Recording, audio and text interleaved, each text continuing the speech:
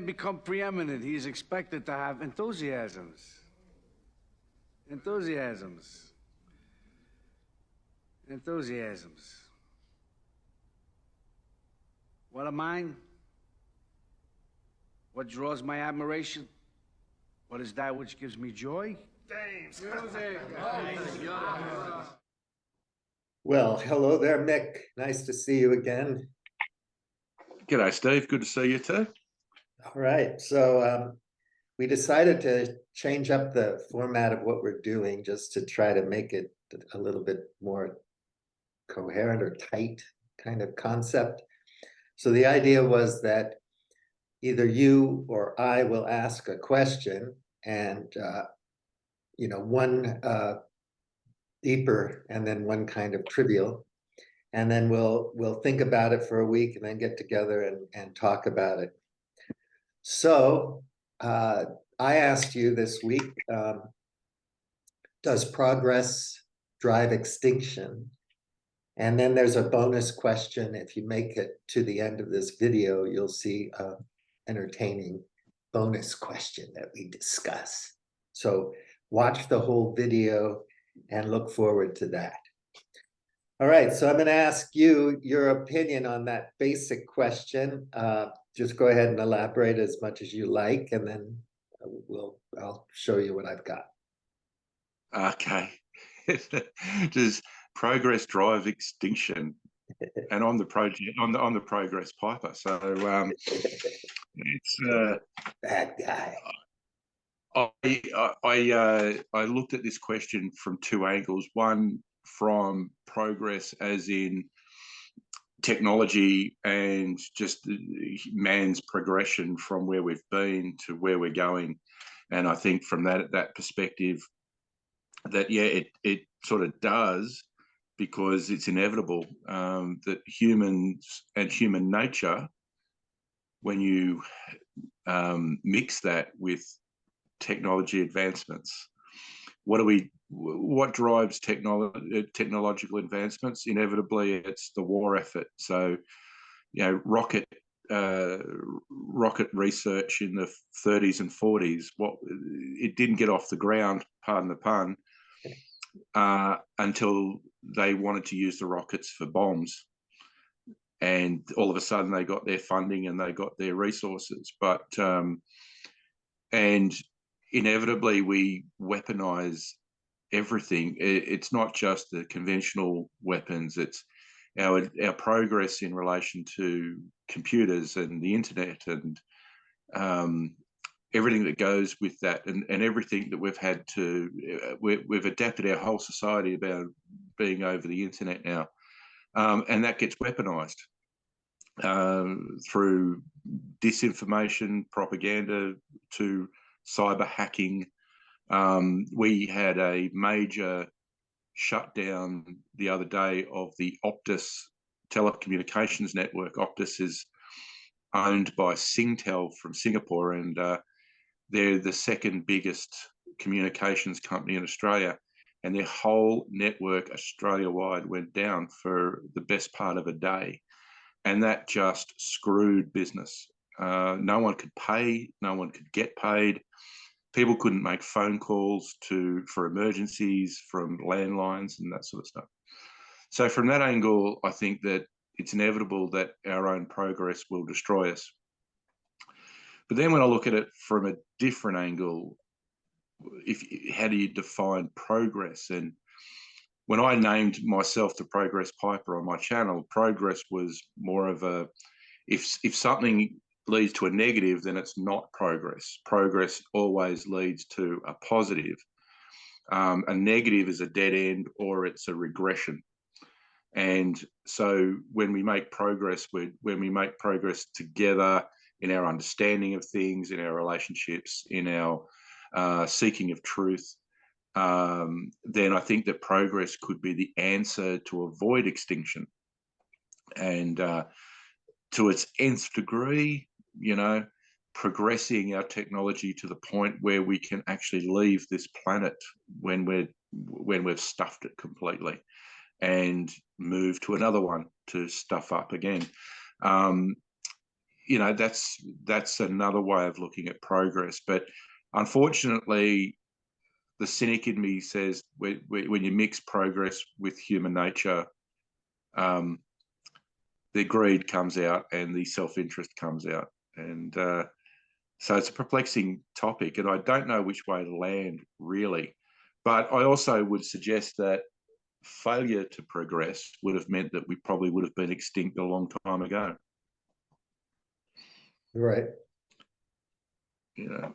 Yeah, it's interesting because looking at it from an evolutionary evolution perspective or lens,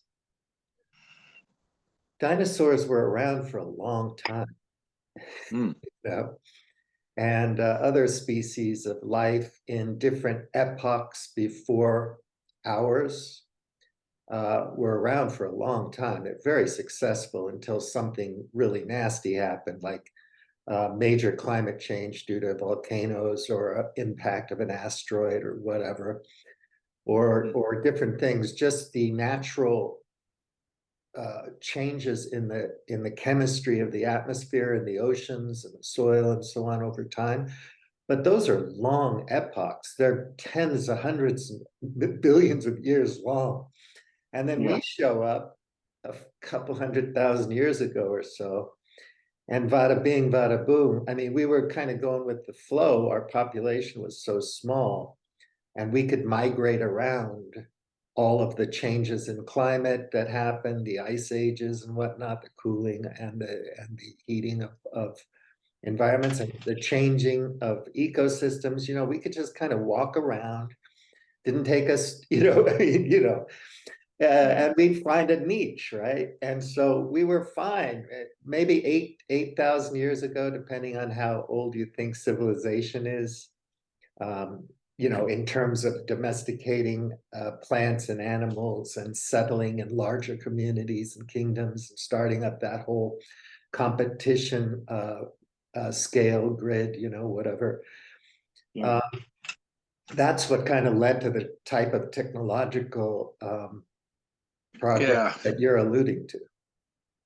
I keep reflecting on Daniel Schmachtenberger's when he reflects on when man started using the oxen to do the heavy lifting, we crossed that line of now using something else's energy. We weren't self-sufficient. We were now exploiting the resources.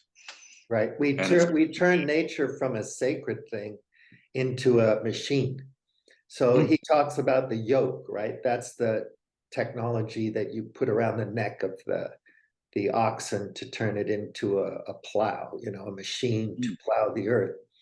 And so before that, maybe there was more animism, a sense of looking at nature as a mysterious holistic thing that you're part and parcel of, and all of it being somehow, sacred. And, when you talk to native communities around the world, they talk about watersheds and rivers and Mother Earth and all that as kind of human forms. And then you have polytheism, where you're looking at gods that all have power over nature. So you have, Zeus, the sky gods, and you have ocean gods, and you have earth and fire gods and water gods and all these different gods.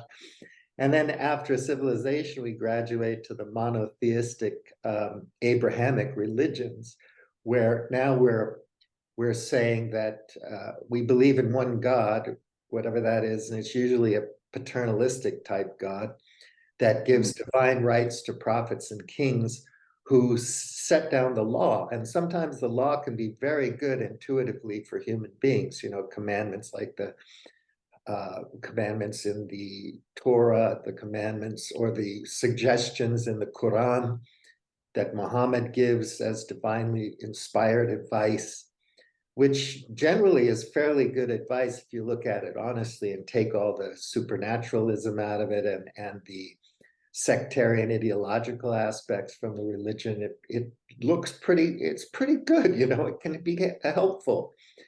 But then we start to evolve all of these. Well, we get successful and we grow. So Yeah. growth is a huge thing. That's progress.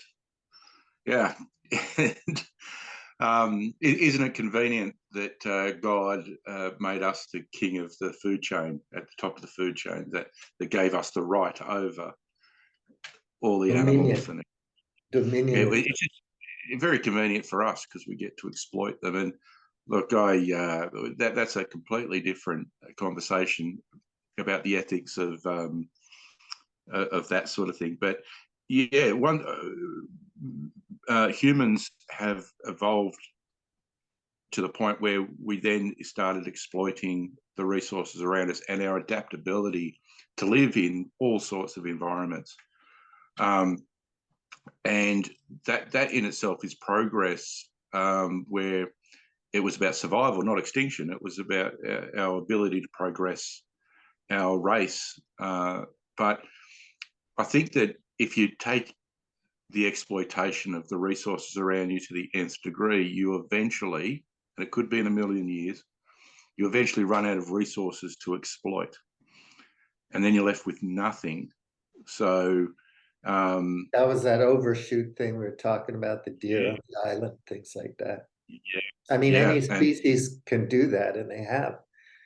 You know, yeah. it's a commonly understood thing by scientists in various domains that extinction is the rule, not the exception. So it would be very exceptional if we didn't go extinct at some point. And the only way we extend our species way into the future is if we somehow harness enough energy to become a multi-planet species, whereby we can dodge a supernova at some point 50 million years down the road, right? But as you say, you know, by that time, hopefully we're the kind of creatures that don't just go from one planet to the other, wrecking it. Yeah, and I think that back to that that definition I gave of progress being a positive thing, that you'd have to look at that sort of progress in order to avoid extinction, and that the biggest impediment to progress is ourselves and our nature, and we've got to work out a way of getting around that. We can't. I mean, not to dwell on this at all, because it's its own topic, but you look at the conflict at the moment in the Gaza Strip, and there are seriously good arguments for pro-Israel and seriously good arguments for pro-Palestine, pro-Hamas actions, and really strong arguments for the condemning actions by both sides. We can't progress beyond the tit for tat. We can't progress beyond this conundrum that a number of people can actually be wrong, because it is self-interest in the end, and it might be virtuous self-interest, but ultimately there's constantly conflict in our interests, our self-interests, and we've got to work out a way of progressing beyond the need to constantly be in conflict. And as we've said in previous videos, there is a lot of economic forces relying on conflict. They don't want to give that up. And so how do we, so I think that true progress would be getting around those big questions, not micro progress, as in just making better bombs and smarter weapons. For sure. Weaponization is a thing, and it's really bad. Weaponize the oceans with nuclear submarines, and before that, obviously, ships, and weaponize trade, and weaponize space, and weaponize social media, and weaponize language, and weaponize propaganda, and weaponize everything. You know, and you get into these multipolar traps that our friends talk about, and these, other Machiavellian situations. And, at the end, that's a rapid dead end, and we're headed towards it really quickly. And, I didn't go there today, but I was working on a thing this morning for this, I'll finish it, I'll put it up. but I need to put some more background and hyperlinks into it and whatnot. But you know, the next thing you'd think about is, you know, how, like the Consilience Project with Spartanburger again, things like that. There's a million of those. But you think about, you know, how do you drive people across cultures to develop and maintain the kind of values necessary to have a sustainable future. So in other words, you're just like, instead of taking for granted, you know, the species continuing, you say, okay, there are serious existential threats there, and we might want to think without becoming overly involved with the effective altruism movement or things like that. Peter Singer-esque kind of exaggerated strawmans of Peter Singer, altruistic or utopian projects. Just the idea that you know, the future is a good thing. Yeah, it's a nice thing to think about. And when you die at the end of the day with your family surrounding you, hopefully, you're like feeling pretty good about yourself. You know, you left the future there for your children. Yeah, I think that one of the other impediments is quite a number of religions don't actually believe in death being final, but just more of a something you do in order to live forever. And it gets back to that, you know, isn't it great that we're on top of the food chain? But they're convinced that there will be no such thing as extinction because we'll live forever in a heaven or whatever. Whereas I suppose from an atheistic point of view, death is actually final, and once it's over, it's over. Well, we all know we're conscious human beings who are aware that we die. That's one thing. The second thing is, if there's a God that created us and put us here, we obviously have a future as living beings. And you would wonder, obviously, without going into the problem of evil arguments, you'd wonder what kind of a God would say, I'm going to deny all future generations the opportunity to spend time in paradise or heaven, right? So there's a limit. I think, which one is it, the Watchtower or one of these sects? There's only a certain number of people that are allowed to go to heaven. Like it's a gated community, and there's a certain population that can come, right? And so it's kind of like a tech bro God or something. But the other thing is, you know, when people think about this from various moral and ethical frameworks, whether it's religious or something else, you know, why wouldn't, if we're created by God and we have this final destination based on our behavior and faith and our relationship with the Creator, why wouldn't that Creator want us to succeed so that billions of trillions of future generations could join Him and love Him and worship Him and honor Him, inshallah, peace be upon Him, and so on and so forth, without being totally Unitarian or whatever. But, you know, you're thinking about that monotheism, Abrahamic stuff. And I'm always wondering, you know, well, my God would probably want as much company as he could get. So get your shit together, humanity. You've got to have a future. But see, that's where you got contradictions within religions. Within Christianity, for instance, you've got those who believe the end times are coming and we're all going to die. It's not going to be climate change. It's not going to be an asteroid. It's not going to be nuclear war. It's going to be the next coming of Jesus. But then you've got others who don't believe in climate change and everything because they don't believe their God would allow us to destroy ourselves or the planet. They believe that God didn't create that or didn't hasn't got that in His plan, and that he would intervene before that would happen. And so we don't need to do anything about climate change. We don't need to do anything about a lot of things because God won't let the bad things happen. So it's sort of a contradiction of the two within the same. Why create Eden, in the first place? I mean, it's so bizarre because all of these Abrahamic religions have a kind of eschatology, a moment of judgment and so on at the end of time or whatever. So it's temporal and constrained. And of course, you can look at Schopenhauer and all kinds of other philosophers about this type of time thing, including existentialism like Jean-Paul Sartre, being in nothingness, that type of thing, those kinds of philosophic constraints. But it's so bizarre because on one hand, you have this eschatology in the judgment day. You go up into various levels of heaven, and then you descend back down to earth, and you have another Eden. But somehow it has to be wiped out. You need these floods and catastrophes and judgment days. Whereas in Buddhism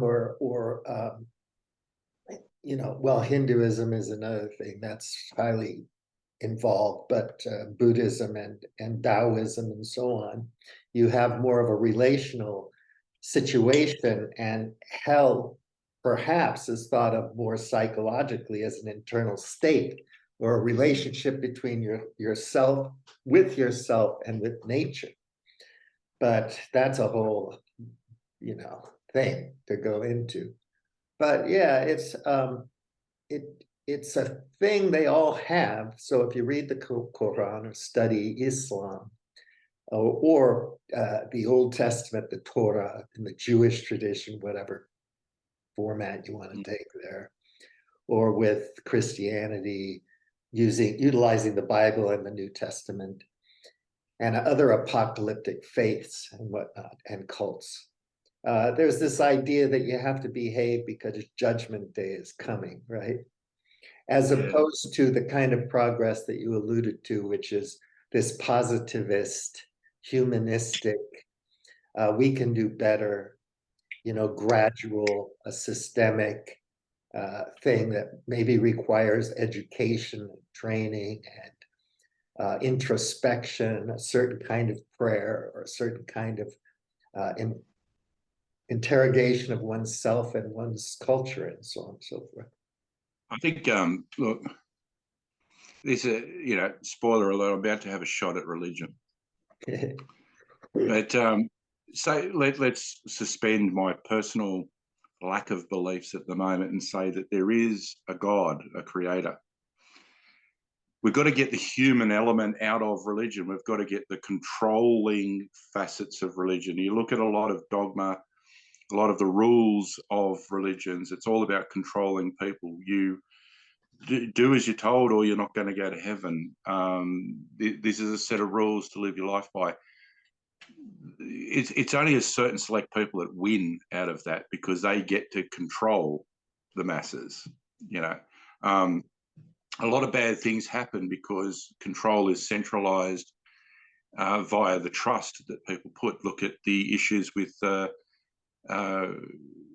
various clergymen that were raping children, and no one would believe it because the clergyman would never do something like that. A man of God would never do something like that because people blindly put their trust in and faith in mortals. And so we need to take that human element out of the spirituality. Except for religion and spirituality is human, all too human, even from a Nietzsche point of view or whatever. That's one way to look at it, but it is human. So if we're creatures of God, it's already done and dusted. So the thing you have to look for in scripture, I think, is you have to read it and interpret it and understand it from a different kind of deeper moral understanding, because otherwise you're just using it to empower, power, like the divine rights of kings and so on, or the prosperity gospel, which is satanic and evil, this kind of thing that God wants you to be rich and highly competitive, game theoretic, zero Well, sum, 0 to 1, monopolistic, who, who was destructive. it that said that the Antichrist will come carrying a Bible draped in the flag? Um, and who With do an the Christians? AR-15, you know. They go gaga over ultra nationalist people that will thump the Bible as their Yeah, divine right fascistic to rule. blood and soil, and Curtis Yarvin was alluding to that recently, and this ridiculous Christian Zionism, which is a complete blasphemy if you understand the Bible and the New Testament. You can't be a Christian Zionist, but Jewish Zionism is insane, and the fanatic nationalism is ridiculous from an academic perspective, because you have to understand how the borders are drawn and the historical aspects and drivers of, well, you got to understand history and how that works and flows. And there is no end of history. That's ridiculous. You think that we're going to arrive at some point, maybe, where we're all robots and made with, chips in our and we're on in the cloud or something. That's not life. That's not humanity. That has nothing to do with being an earthly creature. And by creature, I mean a created being, in the sense that we are established in a flow of creation and destruction. And evolution is a good example of that. And anything else that happens in the world, some things are destroyed, other things are born or come from it or emerge from it. Or you can use the language of creation, or you can use the language of emergence, complexity, systems, things like that, to discuss it. All of it can be mysterious. All of it can be deep and beautiful. And one can take a sacred perspective on it. But yeah, I get what you're saying. I was just reflecting on what you're saying there, and it sort of occurred to me too when the question's framed: does progress lead to extinction? Right. But as you made before, extinction is actually part of progress. So whose progress are we talking about here? So if we can agree that humans are destroying the earth by exploiting its resources and eating everything, and just by being, we're outgrowing it. So the progress of the earth almost relies on the extinction of the human race. But the human race, our way of living, is reliant on the extinction of species that have come before us. The oil that we exploit, where did that come from? It came from the extinction of other species. And so all the way along, and I think that, as you pointed out, extinction is the rule, not the exception. So to that end, I wouldn't say progress leads to extinction. I think extinction is required for progress. Yeah, it is in certain ways. And the thing is, as a human being, I advocate humanity because I'm human and I like being human and people and so on. So I want the best for us. And so I wouldn't ever advocate that, humans are a cancer on the earth. What I would hope is that humans would be a doctor on the earth, and actively participate in the care of life and living systems. And that's where you'd have to end, you can have soil, development. You can have permaculture. You can have all kinds of things that do that. That's that jump, that step change that is required, is from us going from pillaging the earth to basically repairing it and cultivating it, living with it as part of it. We would have to, we tend to throw the baby out with the bathwater along the way. In the name of progress, we give up certain old ways of doing things in light of new ways. And sometimes we forget that there's old ways that were tried and true. And when you look at Australian Aborigines, First Nations people in Australia, lived for 60,000 years before white man colonized. And so they always saw themselves as part of nature, not above it necessarily, not to the extent that I suppose our current culture sees it. So we had a prime minister that I'd agree with the phrase that he used, not for his reasons, but for my own, that they were the stewards of the land, not the owners of the land, whereas our Western culture is more about ownership and being on top, being king of the castle. And so to that end, I mean, right up until I think it was about the 1960s, in Australia, First Nations people were seen as flora and fauna. They weren't seen as human. But that was a concept that, in my understanding, is foreign to the Aborigines anyway, because they saw themselves as part of the land, not anything more special than anything else in the land. And they cared for the land. They did planned burns, you know, they burnt the land so that it could regrow and things like that. They really managed everything around them. In fact, current firefighting and fire prevention strategies are now starting to incorporate traditional Aboriginal methods of land management. That's good stuff. So, yeah, and so part of progress would have to be to look back on what have we chucked out, and we need to regain how we look at the things, because humans survived on this earth for tens of thousands of years before we started ramping up the technology. I mean, but with technology came exponential human population growth. And maybe we did therefore start to become a cancer or cancer-like on the earth. And so we've got to work out a way now of mitigating that. If we're going to have 10 billion people on the planet, we have to do everything completely differently. So there has to be radical rethinking of how to manage human culture and life and economics and politics and everything. Because that would we're lead not, to more. I just don't believe we're going to have 10 billion people on the earth in 40 years. But anyway, that's my thinking, because I don't think we're going to get our shit together, and I don't think we're going to have the geoengineering technology to help us get to the right balance in terms of the climate, you know. But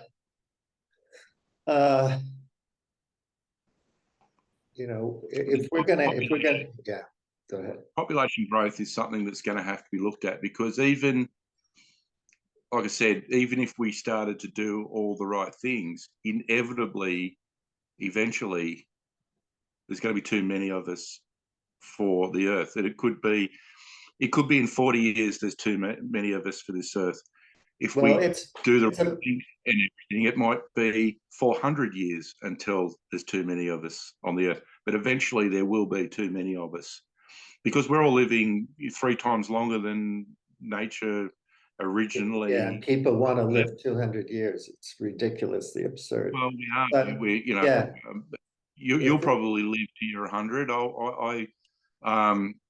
You know, I've probably got a better chance of living to 100 than my grandparents did, and they nearly did it too. So it's inevitable that we're all, you know, whereas the average person died at the age of, you know, 50 something.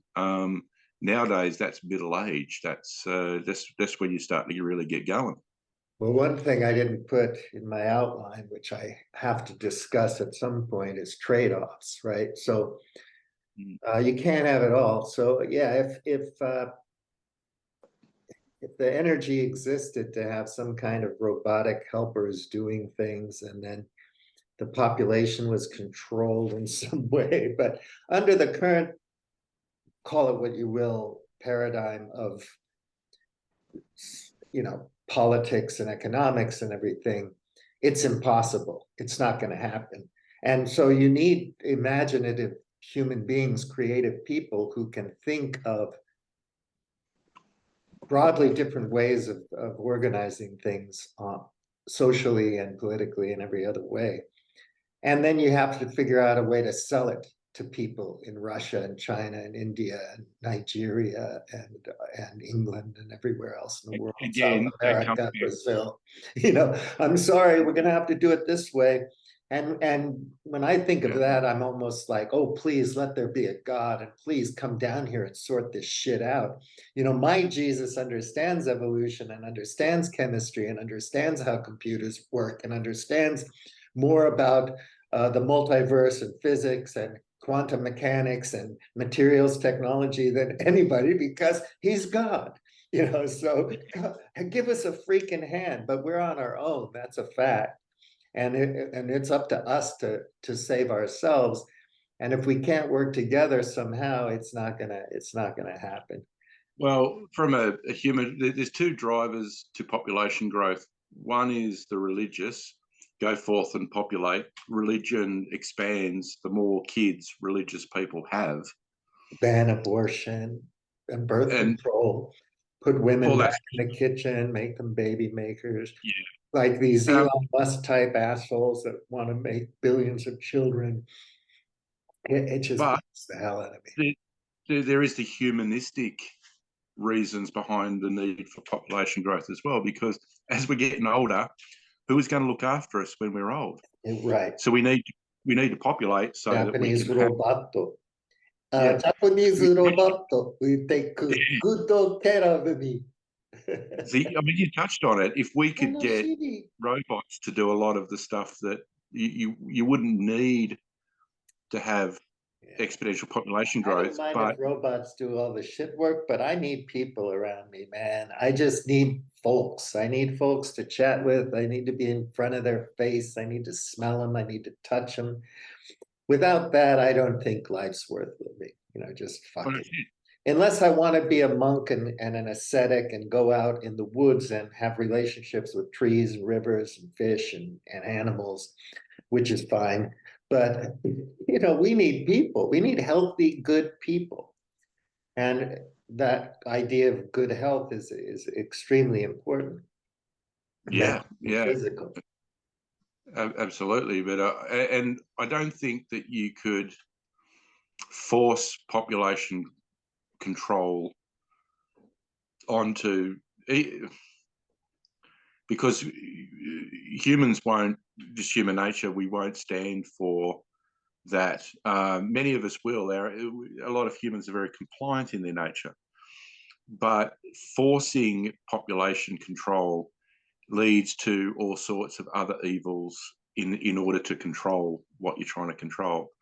So it would have to be a voluntary, intuitive population control. Where you have to have a very intense reconciliation process around the world to exercise the imperial history and the colonial history and all this kind of nastiness in our historical narratives and say, all of that's gone now.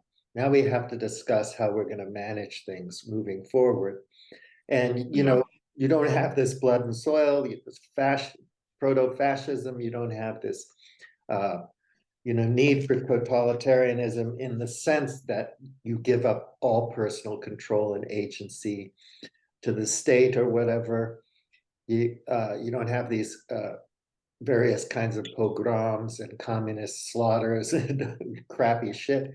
But what you do have to do is get everyone on the same page in terms of a kind of education. So the great replacement, you're not thinking, the climate refugees from Africa and South America are going to come in and breed with our people and replace us. No, we're people. We're genetically hardly at all different. And even though we can point to differences, which is great. You know, we're all in this together on the spaceship Earth, on Gaia, or however you want to characterize it. And Yeah. there's no getting around it. We got to, in a way, when you think about migration, if this was a world without borders, migration makes sense. When one part of the planet becomes unlivable, you move away from it and you move somewhere where you can live. And we've got these man-made borders and countries and everything now. So who decide who gets in and who gets out for those reasons that you just described. Well, But then really, it can be an engineering and science problem, because you can say, we have to rewild this part here. It's been overused. We're going to have to intensively house people in a new way over here.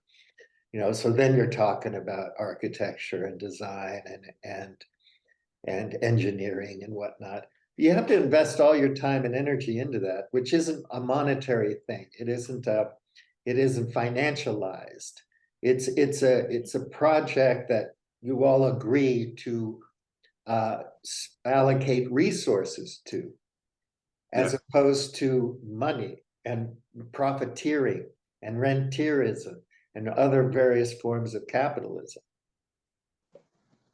There are examples where whole populations have moved in order to for the greater good. You know, back in the day, Quakers, Puritans, to the even, greater good of them, but not to the Native Americans.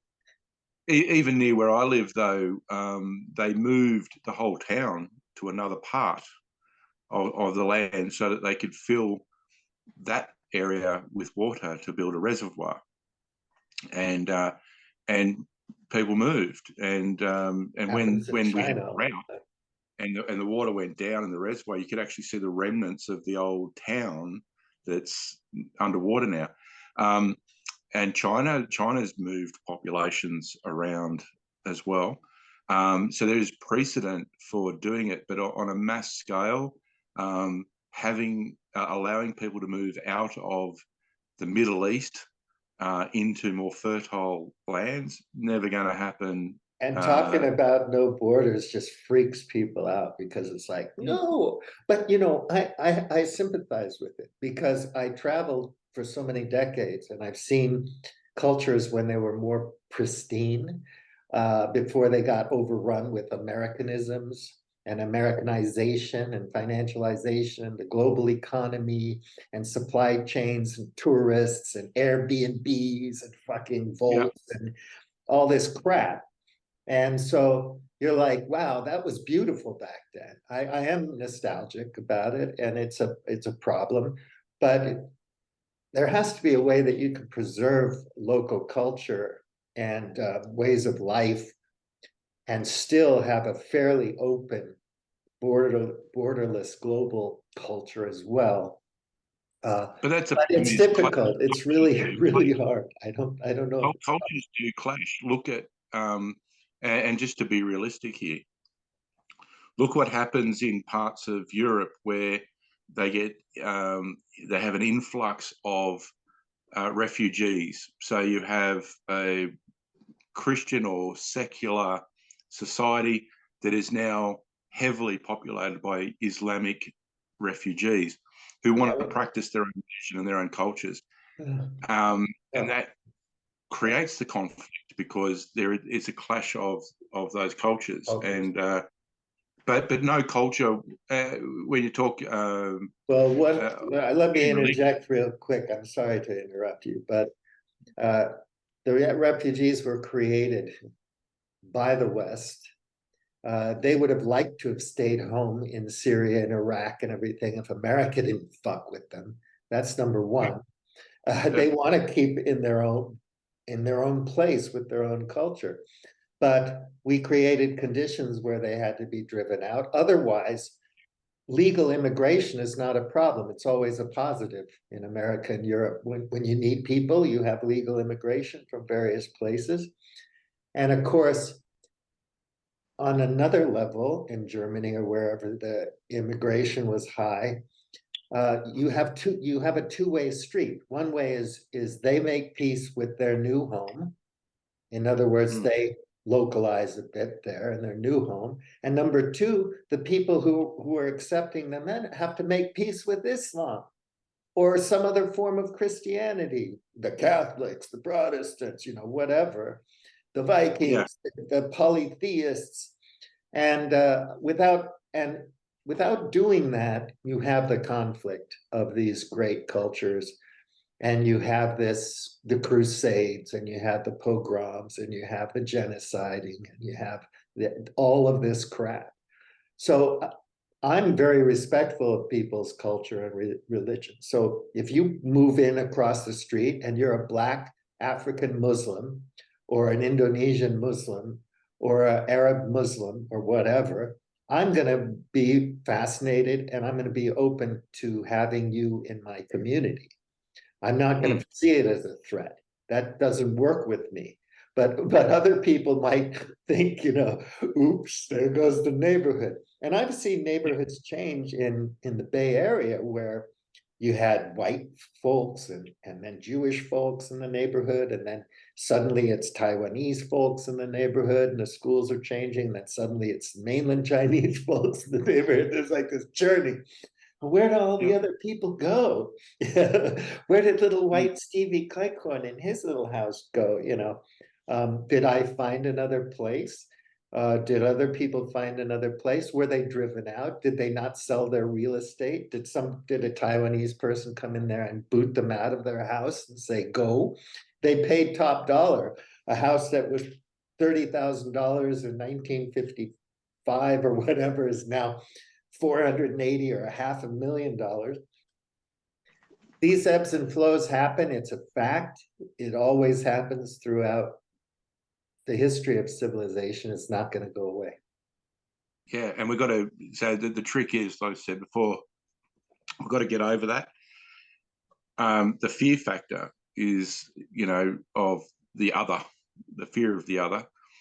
You talk about the example of a Black African Muslim, just as when a white Christian moves into African nations or a certain neighborhood or whatever, there is that tribalism, and I mean that in a sort of a generic way, that comes out in that human nature. And so to progress, that progress that doesn't lead to extinction means we've got to progress past certain hurdles in our own nature.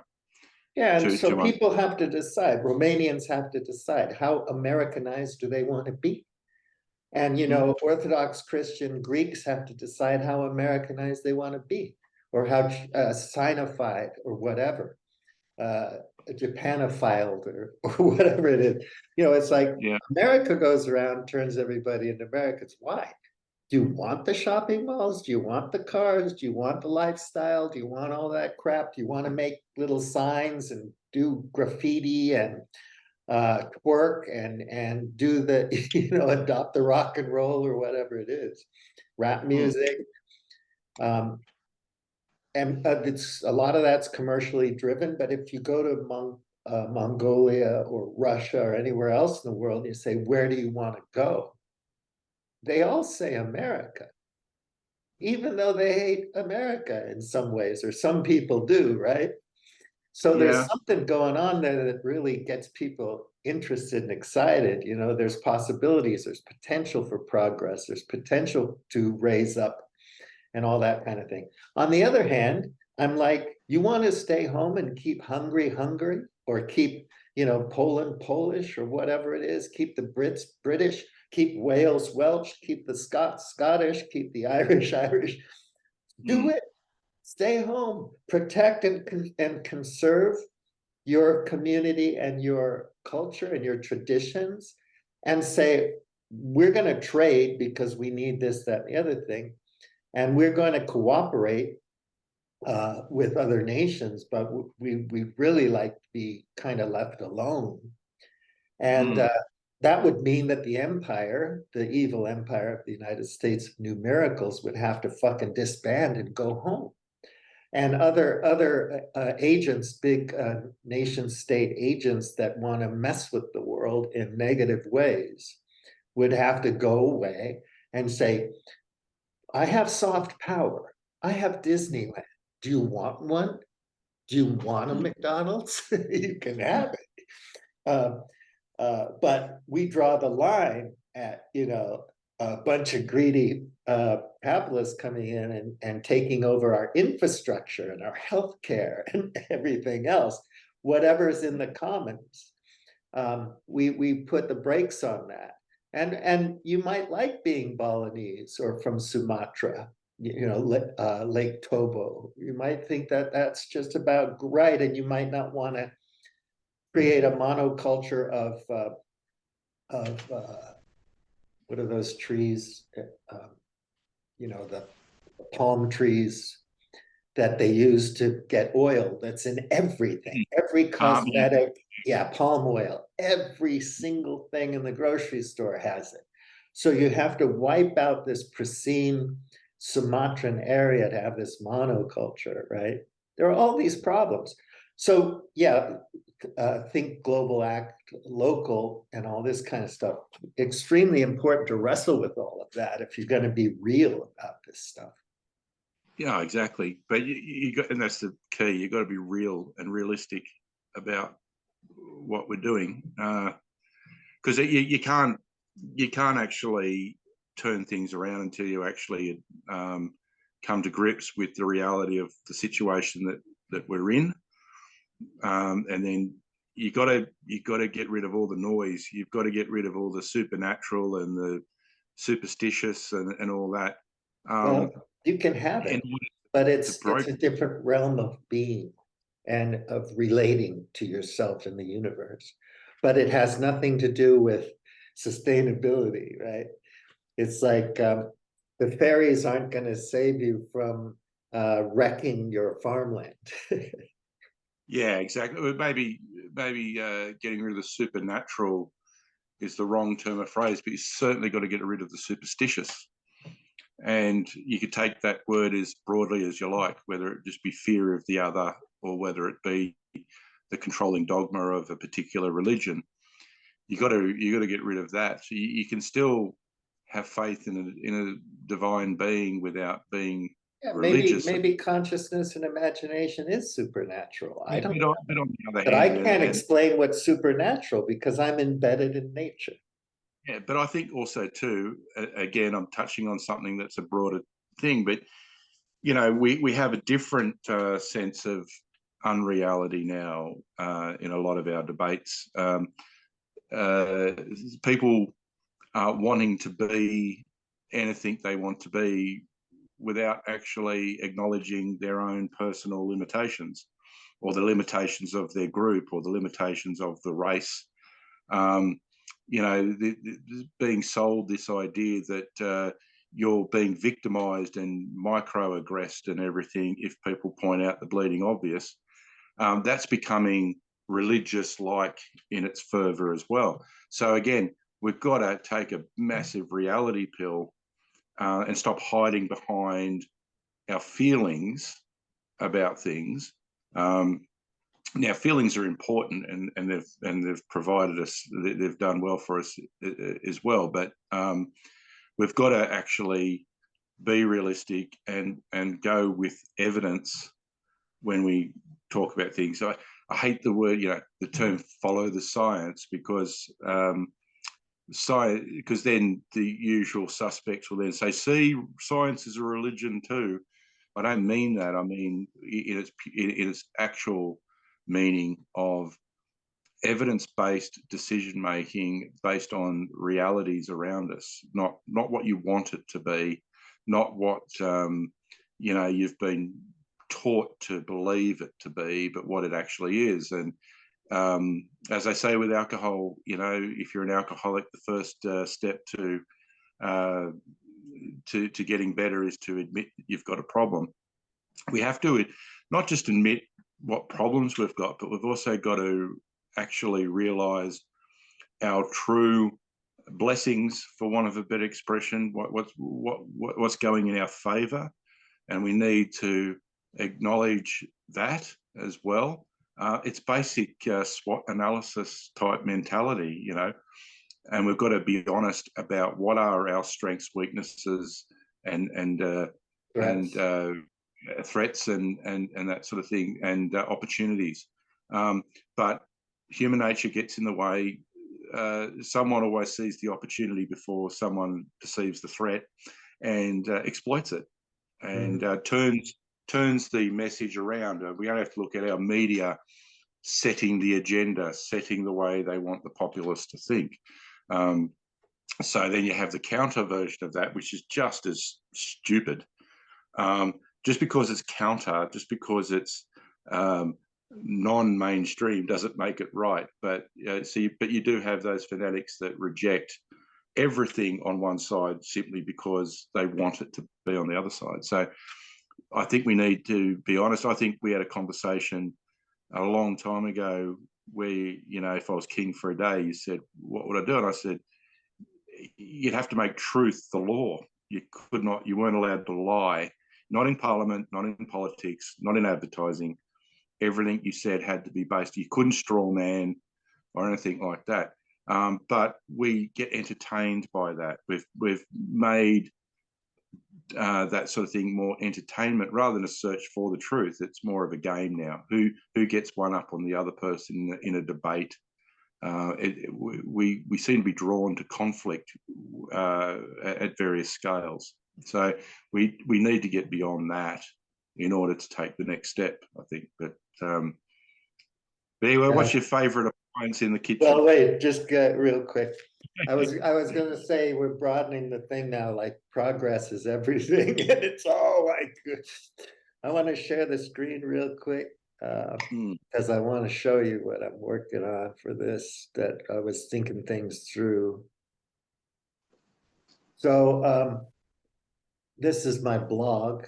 So I was working on this. So project progress drives extinction. We must go back to move forward, type of thing. Progress and modernity, traditionalism, religion, and ways of life. Science-based, that's very important for us. We always talk about that. But we need to be very careful about how we start giving up certain things, because a lot of our basic freedoms have been taken away for ultimately trivial reasons, when we need to preserve as much freedom as we can in order to counteract the freedoms that we're going to have to give up. And, you know, I was just smoking a pipe then, and I smoked my pipe to relax, but apparently that's not the approved way to relax. I have to do yoga or Pilates or something. I'm not allowed to smoke a pipe to relax. Well, why would that freedom be taken away from me? And then you're going to ask me to give away another freedom. Then you're going to ask me to give away another freedom. And then you're going to ask me to give away a very important freedom that really we all rely on for me to give up. And I'm going to be resistant because I've already given up all these other things that I like doing. We saw that during the pandemic. It wasn't so much that a lot of people were anti-masking and all that. But what they saw, it was yet another thing that they had to give up, another freedom that they were giving up on top of all these other freedoms that society was taking. You can't have freedoms without constraints. It's impossible, because everybody, just like with postmodernism and wokeness and so on, everybody can't have their own reality. And sooner or later, there will be material constraints. There will be catastrophes that will rob you not only of your freedom, but your life. You're gonna forfeit your existence. You're gonna die. And we are going to rely ultimately on people to understand the necessity to give up certain freedoms. But what we've done is we've taken away freedoms for many of us think no good reason. Well, we also rely on the illusion of freedom. So in some sense, privacy, you don't have privacy. You think you do, but you don't. And maybe back in Yeah. the village, back when Papa was running the estate, you didn't have privacy either because everybody was watching everybody.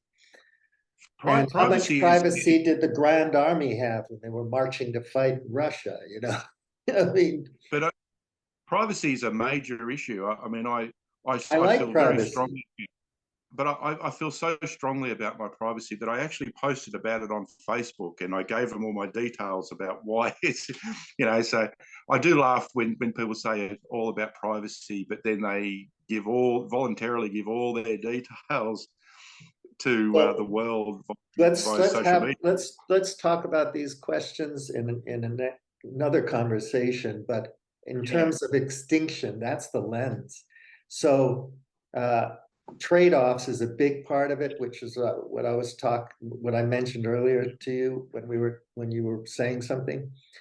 And so you know, we're going to have to rethink our beliefs and our ideas around privacy and free speech and all this. You know, there are certain things that you might want to call inalienable rights or universal human rights or whatever. But you have to look at it, like you said, scientifically through the constraints. The key to all of this, though, is proper education where people can actually, in order to get people to do things off their own volition and do it intuitively, they need to actually be informed, properly informed, not Sky News After Dark informed, not Fox News informed, not CNN informed, but education. And education needs to be truthful, not agenda-driven education. It needs to be, we need to teach critical thinking. Yeah. Because people need to be able to come to, because you can't force, we've seen that time and time again, you can't force everybody. It's been tried and it gets successful to a point, but it ultimately unravels. People need to do things because they want to and they see the need to do it. When we force things, that's true, but it never works that way in reality, though. There's because we always a don't want to educate. hierarchy, there's always a social structure, there's always something there that Because judges and those people or pushes people, ethical yeah, constraints, religious, whatever it is. but those those structures you talk about, those constraints, are are there as mechanisms to, and you'll notice that a lot of the time they're reliant on the lack of education of the population. They don't want people to be educated. I'm not talking about do your own research style education. I'm talking about, you know, the traditional good education. Populations who are uneducated are easily manipulated, and they believe what Murdoch wants them to believe because they're uneducated. It's not because they're evil or anything like that, because they're not properly educated. And that goes right back to, you know, kindergarten, where a lot of education is agenda driven one way or the other. So we need to have truthful education. We need to have truth about our history, our various histories. We need to acknowledge the past through the whole lens, not just one part of the lens. So how And about, that's another question that I'd like to address at some future time, which is what constitutes a good education or an ideal education, or the kind of education we need to have a future and to get better and to progress in a good way, right? it's just not the you know, Star Trek style STEM. If everyone just learns science, technology, engineering, and mathematics, will progress. But it's that holistic education of proper truth, not superstition, not political truth, not agenda-driven truth, but actual just getting to that point where we can honestly educate people on facts and allow debate and openness. But we tend to shut things down when it's inconvenient for whoever's, you know, the power base at the time. And interpret that as you will, but yeah, education is the key, I think, and that's a great topic for another conversation about what does what is a proper education? Because there are all kinds of ideological movements that fear education. You want to have different classes of people, a ruling class, and so on and so forth. Everybody fills their niche, does their part in the social mechanism. And as long as it's all organized that way, things chug along okay. But my feeling, which is like your feeling, which is where we're not going to be the reactionary types or the NRX types or whatever, is that we believe in human potential. We believe that people around the world, if they have well-fed parents and are born healthy and they have food to eat and shelter and education and so on, they can do great things. They can achieve wonderful things. They can create good things. They can be great people. And it's tragic to waste a child. All life has value. So the whales have value and the tigers have value. All the creatures, great and small. And it's a horrific waste to drive them to extinction. So if you're going to have a pogrom or a genocide or whatever, and you want to extinct a certain quote unquote race of people or culture or whatever, it's a tragedy. Those children who are dying had potential, they had value. And it breaks my heart when we just go along in our ideological moronic beliefs and wind up destroying everything. So I guess we landed on that kind of a thing. Yes, yeah. So let me ask. Yeah, I'm sorry. So you have anything left to say before we move on to the bonus question? I know. I think that we touched on things that are separate conversations on that. It was a can of worms you woke. Yeah, it's a big can of worms. Look at the length of your used. You couldn't answer it just a yes or no. It's such an a open question. complex question. Yeah, it's big. Yeah. And that's a big basket too, progress. What the hell do you mean by that? So yeah, we could have defined that better probably. But anyway, so the bonus question, thank you everybody for sticking with us and watching the whole video. We very much appreciate it. We do this because we like to do it and also because we like you, our audience, and we want you to participate and enjoy your experience listening to us, blah, blah. We're just normal people having a conversation. And so as a bonus to your sticking around, here's the real million-dollar question. Mick, what is your favorite household appliance? My favorite household appliance, I think, is the kettle. Because you can do a lot with a kettle, as long as you've got the energy to run it. But you can boil water, and with that you can cook, you can have coffee, and I can't live without coffee, like millions of other people. And tea, and you can make soup, and you can make you can heat anything. And I think that the kettle is the most diverse, useful appliance in the kitchen. Excellent. I love kettles. Definitely on my top 10 list. We're fortunate. I'm fortunate to have a top 10 list. That's really lucky. But my favorite one is a Dyson vacuum cleaner. Oh, okay. It's a damn good product. Isn't engineered to fail. It really works. And I have 6 cats inside my house. We have pets. And, I just love a clean floor and clean, couch where you can use the Dyson to pull all the cat hair off of it really easily and stuff like that. And it's a good product. I mean, we're not sponsored by anybody, but I really hate buying something that's going to be broken in 2 years, and I have to put it in the landfill and buy something else. And this product is good. It lasts a while. So I really love it. It's useful. Yeah. Yeah, well, it's been a great conversation, and I think, like, as I said, I think we've touched on a number of things that are their own conversations. It was a great question that you posed because of that very aspect of it, that it actually leads on to so much more that needs to be discussed in order to come to that answer. I want to live. All right, buddy. Thanks a lot. I appreciate it very much. See you next time. Everybody, click like, subscribe, share this video with your friends.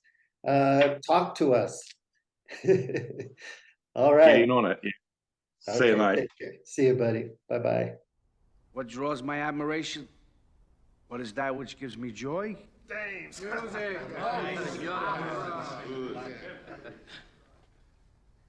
Baseball.